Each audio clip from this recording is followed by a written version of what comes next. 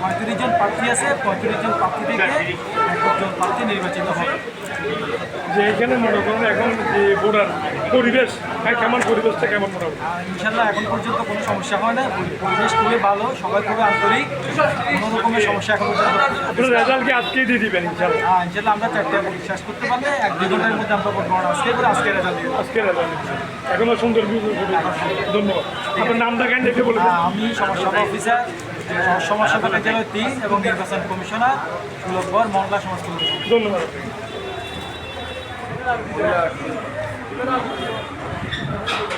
ভোটের পরিবেশটা কেমন মোটামুটি?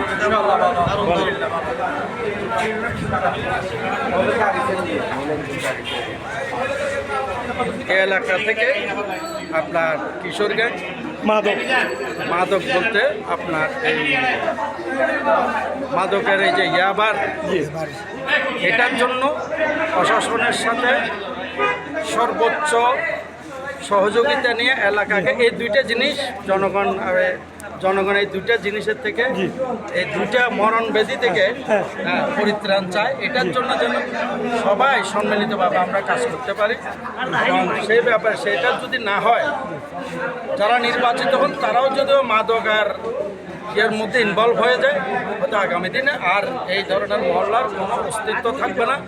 প্রতিটি ঘরে ঘরে মাদকের আসলে এই মাদকটা কোনো রাজনৈতিক দলের যারা মাদক এখন বিক্রি করতেছে, এখন সবাই একটা রাজনৈতিক আশ্রয় নিয়ে, কেউ বলতেছে বিএনপি, কেউ বলতেছে জামাত, প্রত্যেকের এখন মাদকদের কোনো